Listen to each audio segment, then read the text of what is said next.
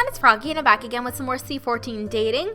So I skipped the puzzle because it took me quite a while to fill it out, and now we're starting the cutscene immediately afterwards. Also, I found some stone tools. That was my journal entry. Okay. I climbed up both ladders, intending to go outside for a break. I followed the industrial catwalk and noticed Shoji to my right.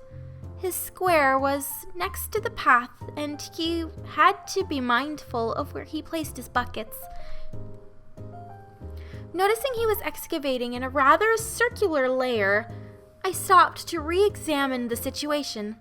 He dug into an abandoned burrow, and with no indication that he acknowledged its presence, if Augustine spotted that. Shoji? Hello, Melissa. Need something? Yeah. How to word this? You failed a spot check, Shoji. What? He worryingly looked at his square, and I leaned over to gesture to the burrow. You're digging into a terrier. It's this. I gently traced it with a finger. How did I miss it? I'm usually good at distinguishing colors. He removed his glasses, and then used the hem of his shirt to clean them. Aw, he's adorable without glasses. So cute. When you come across a burrow, what do? You treat it like a separate layer to avoid mixing. The sediments were already muddled thanks to the badgers, so you can place the contents into another bucket along with a document to identify it. While he adjusted his glasses, I glanced behind us, looking at the wooden post with a heat lamp clamped to its side. When was the last time you moved it? Not recently. I thought that it was at a convenient spot. It's a nice angle, but the light will eventually bleach the exposed layers, and it'll all look the same to you. Here. I tried to move the clamp, but all I could do was jiggle it around awkwardly. Wow, this is a pain. Noticing my frustration, Shoji stood up and extended an arm. This is one of the more difficult lamps. I got it. Using both hands, he pressured the clamp's handles and removed the lamp from its post. Cautiously, he passed it over to me, and I gripped the safe portions away from the heat. Return to your usual digging spot. Let's see. While Shoji knelt down, I hovered around his shoulder, angling the lamp to highlight the vertical square. Does it stand out now? A little more to the left. Stop there. He retreated to the wooden post in the cinder block and pushed it closer to me so I could clamp the lamp in place, or at least attempt to. Furrowing my eyebrows in concentration, I managed to wedge the clamp open enough to fix it onto the post. After some minor alterations, I glanced back to see Shoji satisfied with the new placement. Thanks for that. I'll keep the advice in mind. It's not a problem. Don't forget to adjust the lamps once in a while. Anyway, I'm heading out for a break. I can return with a bucket and a café for the burrow if you'd like. If it's no trouble. Sounds good. See you in a bit. As I turned, I froze on the catwalk, realizing I was dangerously close to a cinder block positioned at the edge. There was a wooden post inserted into it, with a heat lamp clasped on, angled towards the square beside Shoji's. Careful, it can be a tight fit here. No kidding. Later, Shoji. Wait, Melissa. After exchanging looks, Shoji gazed back down at the ground, his fingers reaching for the trowel. If it's not too much trouble, when we're working at the same place, could you see how I'm doing? Sherry's always busy and I don't want to bother her. And Professor Dupont honestly scares me. If you make a mistake, he drills it into you for a good 20 minutes and everyone can hear it. I can see why people prefer to ask Sherry or Hendrik. If you don't mind getting advice from a fellow student who's sometimes unsure of herself. I can't promise I'll know all the answers, but I'll do my best. I can stop by to see how you're doing.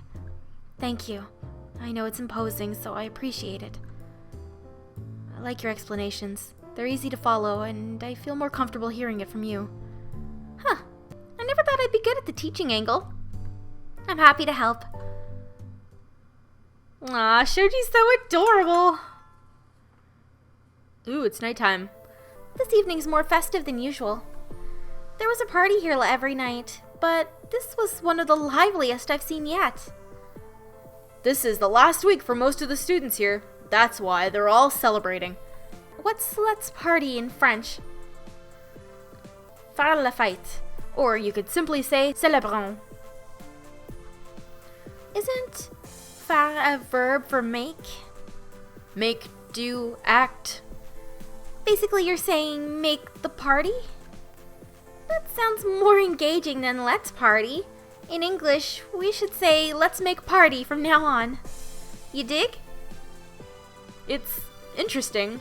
I don't think it's going to catch on, Mel. Watch me. It'll spread like a catchphrase in Muckets.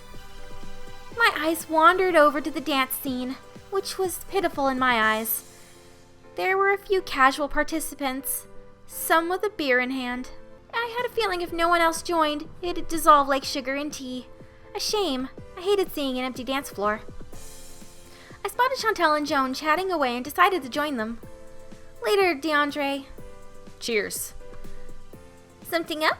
Here to say hi? Hi. Hey, Joan and Chantel. You could say that. I was waiting for the right time to dance. You should grab a partner and encourage more people to join in. True. Even if club music was not my thing, at least I'd get my feet moving. Who should I ask?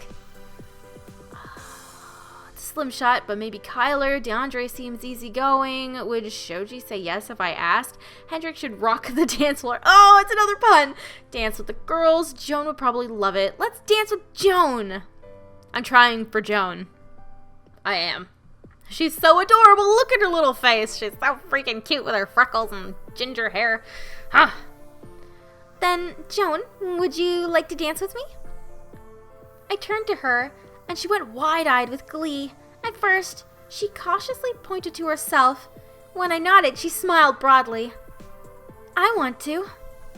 Chantal flashed a meaningful grin at Joan and urged her along. Have fun, you two. Joan grabbed my hand, and we found an open spot where we could comfortably face each other. She did a cute shimmy forward. I followed by a few shuffle steps, and I copied her movements. You're good, Joan. You're good too, Melissa. Better than I. You dance many times? More like all the time. I'm a Lindy Hopper. Lady Hopper? No, not lady. Lindy. Lindy Hopper. I swing dance. For emphasis, I swayed my arms, did a little twirl. It was silly looking, so I ended it with a bow and Joan clapped politely. When the song picked up, we grabbed each other's hands and circled around, occasionally going under our arms together. I let go, and she ducked under my arm. I wasn't sure how long we danced for, but we were energized and grinning from ear to ear during the whole thing. Once the party reached its conclusion and the music stopped, people trickled back to the tent area, me included. I had a really good time. It felt like forever since I last danced with a cute girl.